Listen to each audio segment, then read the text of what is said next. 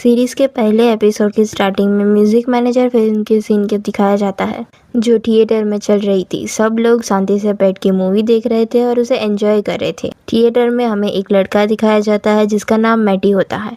तभी थिएटर का मैनेजर आता है एंड मैटी के ऊपर टॉर्च मारता है। मैटी मैनेजर को देख के भागने लगता है क्योंकि वो बिना टिकट के मूवी देख रहा था। मैनेजर भी मैटी को पकड़ने के लिए उसके पीछे पीछे भागता है पर उसे मैटी कहीं नहीं मिलता।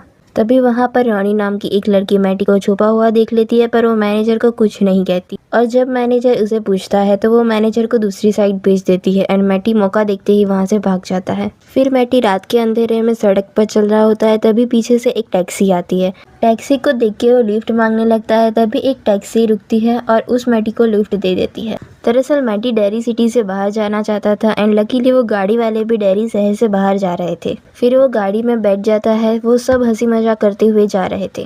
तभी मैटी देखता है कि कार वापस डेरी में ही जा रही थी। वो कार रोकने की कोशिश करता है पर ड्राइवर कार नहीं रोकता।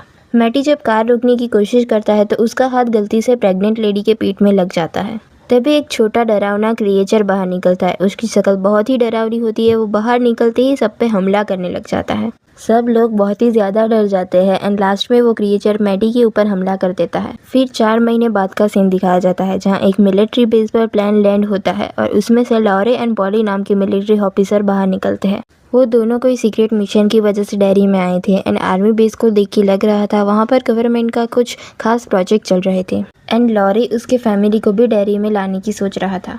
दूसरी तरफ हमें स्कूल में लिली नाम की एक लड़की को दिखाया जाता है। स्कूल में लिली को सब लोग अजीब नज़र से देखते थे।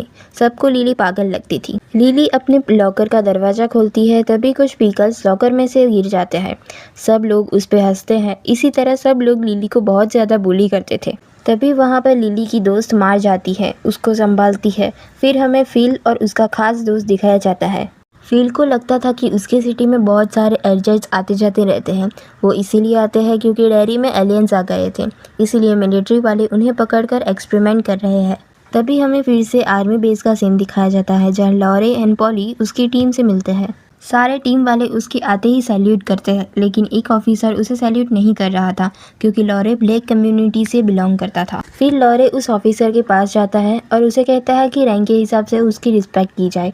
तभी वहाँ पर जनरल शो आ जाते हैं और जनरल शो के आने से वो ऑफिसर मेजर लॉरे को सैल्यूट करता है। जनरली बिहेवियर के लिए लॉरे से माफ़ी मांगता है और लॉरे को दूसरे दिन उसके ऑफिस में बुलाते हैं। दूसरे सीन में फिल उसको दोस्त को वही सिली बातों से पकाता है।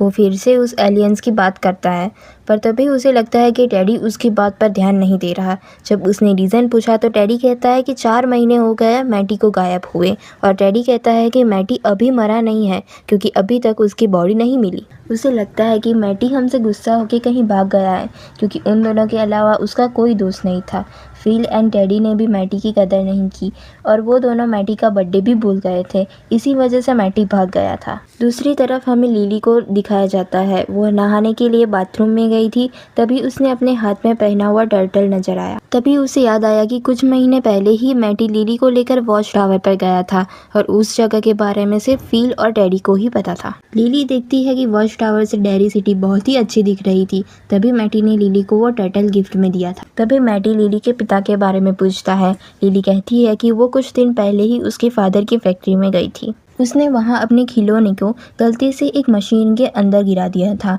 वो रोने लगी। जब उसके पापा को ये बात पता चली तो वो मशीन के अंदर गए खिलौने को लेने के लिए पर वो गलती से वहाँ पर अटक गए और मशीन गलती से चालू ही रह गई थी। उसके पापा वहीं मर गए और लिली को लगता था कि उसके पापा की मौत उसकी वजह से हुई थी। तभी मैंडी लिली को समझाता है कि इसमें लिली की कोई गलती नहीं है, वो सिर्फ एक्सीडेंट था। तभी वहाँ पर न्यू ईयर के पटाखे फूटने लगे। दोनों ये देख के बहुत ही खुश हो जाते हैं। फिर मैटी लिली को किस करने के लिए आगे रहता है। दरअसल मैटी लिली को बहुत ही ज़्यादा पसंद करता है इसीलिए वो उसे किस करना चाहता था पर लिली वहाँ से दूर हो गई और मैटी शर्मा जाता है एंड लिली को सॉरी बोल के वहाँ से चला जाता है। फिर वहीं बाथरूम का सीन दिखाया जाता है। लिली उस वक्त बहुत ही दुखी थी। तभी वहाँ पर लिली की मॉम आती है और उसे कहती है कि कल हमें लिली के पिता की कब्र पर जाना है। वो लिली से कहती है कि अब तुम्हें सब कुछ भूलकर आगे बढ़ना होगा। लिली अब बहुत ही ज़्यादा दुखी हो गई थी। तभी लिली को बाथरूम से बेसिन में मैटी की आवाज़ सुनाई देती है। मैटी कोई सॉन्ग गा रहा था।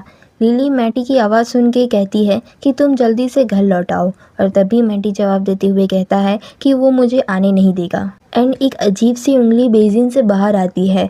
लिली ये देखकर बहुत ही ज़्यादा घबरा जाती है। नेक्स्ट डे लिली ये सब बातें मार्ज को बताती है। मार्ज उसे कहती है कि वो किसी और को ये सब बातें ना कहे, क्योंकि सारे लोग उसे पागल समझेंगे। तभी लिली और मार्ज के बीच झगड़ा हो जाता है, क्योंकि मार्ज लिली की बात पर ट्रस्ट नहीं कर रही थी, और बाद में मार्ज गुस्सा होकर चली जाती है। नेक्स्ट सीन में फ़ील और डैडी साइकिल से जा रहे थे। उनको बीच रास्ते में लिली नज़र आती है। लिली, वील और डैडी वॉच टावर में जाते हैं और लिली बाथरूम वाली घटना दोनों को बताती है। दोनों थोड़ी बहस करने लगते हैं और लास्ट में उनको भी लगता है कि शायद ये लिली का कोई सपना है। लिली फिर से नाराज़ होकर वहाँ से चली जाती है। नेक्स्ट सीन में हमें दिखाया जाता है कि मेजर लॉरे जनरल से मिलने के लिए उनके ऑफिस में जाते हैं। जनरल जो लॉरे से कहते हैं कि जिसने तुम्हें सैल्यूट नहीं किया, मैंने उसको बाथरूम साफ करने की सज़ा दी है।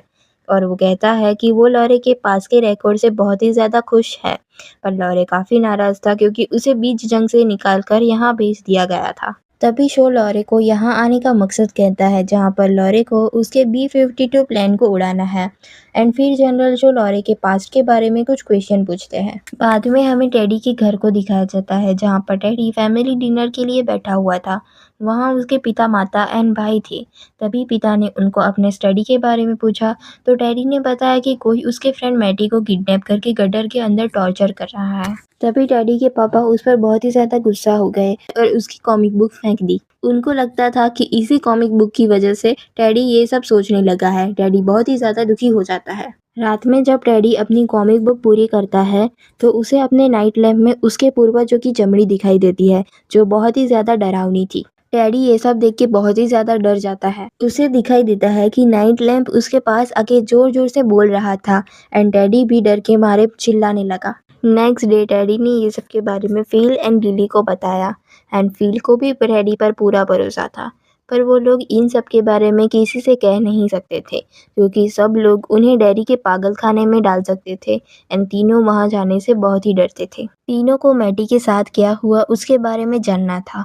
वो सब लाइब्रेरी में गए और मैटी के गायब होने की खबर न्यूज़पेपर में ढूंढने लगे। कुछ देर ढूंढने के बाद उनको न्यूज़पेपर मिल जाता है, जिसमें मैटी के गायब होने की न्यूज़ थी। वो लोग देखते हैं कि मैटी लास्ट टाइम मूवी थिएटर में देखा गया था, और वहाँ पर उसको रॉनी नाम की एक लड़की ने देखा था। तो वो सब रॉनी से मिलने जाते हैं, एंड रॉनी मैटी की बात सुनकर बहुत ही ज़्यादा गुस्सा हो जाती है, क्योंकि रॉनी के पापा ब्लैक कम्युनिटी से थे।